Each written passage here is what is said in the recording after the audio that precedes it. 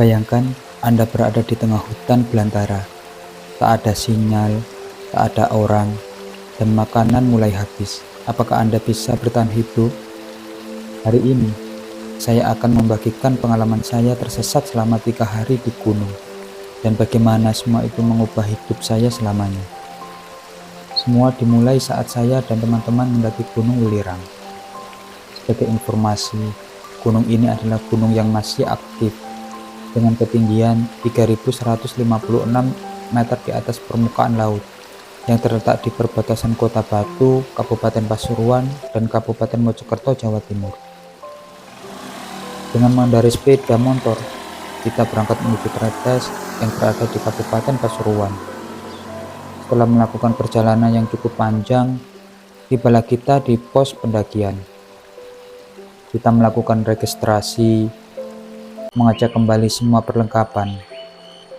Kami semua merasa percaya diri karena persiapan kami cukup matang. Setelah itu kami melanjutkan perjalanan menuju pos pertama, yakni Pet Bocor. Jarak yang ditempuh kurang lebih 1 km. Di pos ini kami tidak berhenti dan melanjutkan perjalanan menuju pos perizinan Tahura yang berada di ketinggian 1028 meter di atas permukaan laut. Kami istirahat sebentar dan melanjutkan perjalanan menuju pos kedua, yakni Kokopan. Di sini pendakian yang sebenarnya dimulai. Trek berupa batu-batu selebar mobil karena merupakan jalur jeep mengangkut belerang hasil penambang dari pos 3 Pondokan. Setelah berjalan 2,5 jam, kami sampai di pos yang kedua. Dengan semangat yang tinggi, saya dan teman-teman berlomba untuk mencapai pos ketiga gunung ini. Gunung ini juga terkenal dengan jalur tikus untuk memotong jalur utama. Tapi, siapa sangka, suatu keputusan kecil dapat mengubah segalanya. Saat itu, saya memutuskan untuk mencari jalur tikus untuk memotong jalur utama agar lebih cepat sampai di pos yang terakhir. Ini akan lebih cepat, pikir saya. Namun, yang terjadi justru sebaliknya. Setelah beberapa jam berjalan, saya menyadari sesuatu yang mengerikan. Jalur yang saya pilih bukan hanya salah arah, tetapi saya benar-benar kehilangan jejak.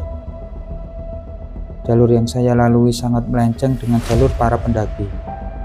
Bekas jalan yang dilalui pendaki pun tak terlihat. Kompas yang saya bawa rusak dan handy talkie saya kehilangan sinyal. Saya sendirian. Ketika malam tiba, rasa takut mulai menyerang. Suara hewan liar terdengar di sekitar. Udara semakin dingin, dan lebih parahnya, saya hanya membawa jaket tipis. Saat itu, hanya ada satu pertanyaan di kepala saya. Apakah saya bisa keluar dari sini hidup-hidup?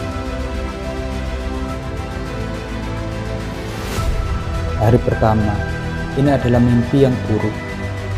Saya mulai merasa lapar, tetapi logistik yang saya bawa tidak mencukupi. Saya hanya membawa 2 bungkus biskuit dan sebotol air kecil. Saya tahu, jika saya tidak hati-hati, ini tidak akan cukup. Hal berikutnya yang menjadi masalah besar adalah suhu. Siapa yang tidak tahu kalau cuaca di gunung sangat cepat berubah. Di saat suhu malam bisa turun drastis dan saya tidak punya tenda.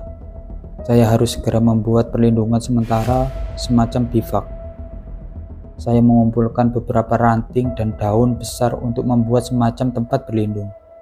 Ini jauh dari sempurna, tapi setidaknya saya berlindung dari angin. Hari kedua adalah titik terendah saya. Saya mulai merasa putus asa, perasaan sedih, kecewa, menyesal, semua jadi satu. Berbagai pikiran buruk mulai muncul. Bagaimana jika saya tidak ditemukan? Apa yang akan terjadi jika saya sakit atau cedera di sini? Namun, di saat yang sama, saya menyadari bahwa panik hanya akan memperburuk situasi. Saat itu, saya memutuskan untuk mengubah pola pikir saya. Daripada hanya fokus pada ketakutan, saya mulai mencari solusi. Dan berikut adalah beberapa langkah yang saya ambil untuk bertahan hidup selama 3 hari, yang mungkin akan menyelamatkan hidup Anda juga. Yang pertama yang saya lakukan adalah mencari sumber air. Saya tahu bahwa dehidrasi adalah musuh utama. Jadi, saya mencari sumber air dengan mendengarkan suara aliran air. Jika Anda berada di gunung, mencari lembah biasanya akan membawa Anda ke air. Saya berhati-hati ketika melangkah. Saya pastikan langkah yang saya ambil tidak salah untuk menghindari terpeleset, sehingga dapat saja saya masuk jurang. Hal kedua yang saya lakukan adalah bagaimana saya dapat membuat perlindungan diri. Pada malam kedua, saya membuat tempat berlindung yang lebih kuat dengan cabang pohon dan daun. Saya susun sebuah bivak untuk melindungi diri dari angin maupun binatang buas. Menjaga tubuh tetap hangat sangat penting untuk mencegah diri dari hipotermia. Hal ketiga yang saya lakukan adalah saya membuat tanda darurat. Dengan setiap saya berjalan, tidak lupa saya mematahkan ranting pohon. Ini akan bisa menjadi sinyal tim SAR menemukan saya, dan ketika saya berada di lembah yang tidak ada vegetasi, saya menyusun batu besar yang terlihat dari udara. Jika ada helikopter atau tim pencari, mereka akan bisa melihat tanda tersebut. Hal yang keempat yang saya lakukan adalah mencari makanan darurat. Saya mengetahui teknik survival yang saya dapat ketika mengikuti pecinta alam. Saya mengetahui ciri-ciri tanaman yang bisa dimakan atau tidak. Saya menemukan tanaman liar yang aman untuk dimakan. Jika sebelum memakan sesuatu dari alam, pastikan kita tahu ciri-ciri tanaman yang bisa dikonsumsi dan yang mana yang tidak dapat dikonsumsi atau beracun. Hal kelima yang saya lakukan adalah menguatkan mental. Di momen tersulit, yang paling penting adalah menjaga mental tetap stabil, fokus pada langkah berikutnya, bukan pada ketakutan yang belum tentu terjadi. Dan pada hari ketiga, saya akhirnya ditemukan oleh tim SAR. Pengalaman itu mengajarkan saya banyak hal, bukan hanya tentang teknik bertahan hidup, tetapi juga tentang pentingnya ketenangan, perencanaan, dan menghargai alam. Jika Anda seorang pendaki pemula, ingatlah ini. Bertahan hidup bukanlah hanya tentang peralatan mahal atau semangat yang tinggi, tetapi tentang kemampuan Anda untuk berpikir jernih dalam situasi terburuk.